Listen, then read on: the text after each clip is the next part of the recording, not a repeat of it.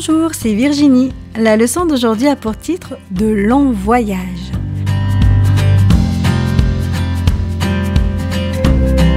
Le verset à mémoriser se trouve dans Philippiens 4, verset 19. « Et mon Dieu pourvoira à tous vos besoins selon sa richesse, avec gloire en Jésus-Christ. » As-tu déjà fait un long voyage?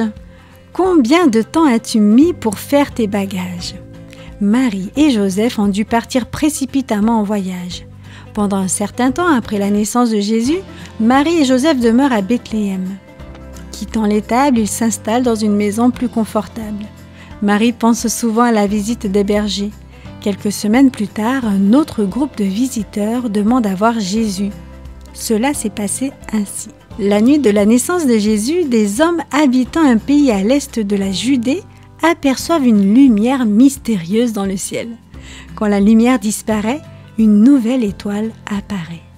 Ces savants, appelés mages, étudient les étoiles depuis longtemps, mais cette étoile leur est inconnue. Cette lumière et cette nouvelle étoile provoquent chez eux une vive curiosité. Ils font des recherches et découvrent une ancienne prophétie parlant d'un astre qui sort de Jacob et d'un sceptre qui s'élève d'Israël. Ils se demandent si cette étoile pourrait être l'accomplissement de la prophétie du Messie promis dont parlent les Juifs depuis des années. Ils décident que c'est bien cela. Par des songes, Dieu dit aux mages de partir à la recherche du nouveau-né, le Messie. Se conformant à la coutume de faire des présents aux princes, aux rois et aux personnages importants, les mages emportent de l'or, de la myrrhe et de l'encens, cadeaux coûteux qu'ils offriront au Sauveur promis. Ils marchent de nuit afin de pouvoir suivre l'étoile. Le jour, quand ils s'arrêtent, ils continuent à étudier les prophéties.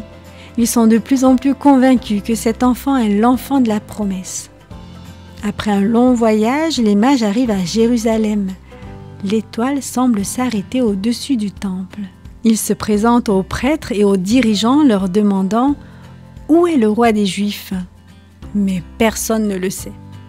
Lorsque le roi Hérode entend parler de ces hommes, il questionne les prêtres qui lui répondent que selon le prophète Michée, le roi attendu naîtra à Bethléem. Hérode convoque les mages et leur dit d'aller à Bethléem.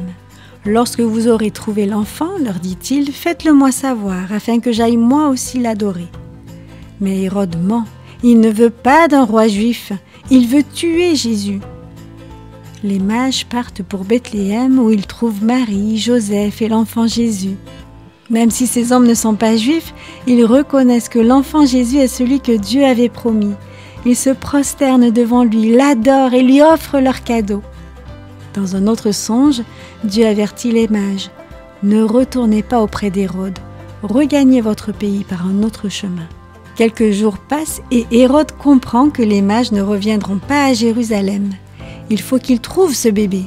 Furieux, il ordonne de mettre à mort tous les bébés âgés de 2 ans et moins. Mais Dieu dirige toutes choses.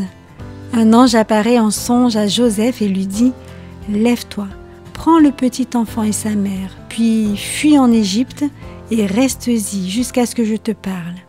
Car Hérode cherchera le petit enfant pour le faire périr. » La petite famille part immédiatement de nuit. Ils utilisent les cadeaux des mages pour subvenir à leurs besoins et demeurent en Égypte jusqu'à la mort d'Hérode.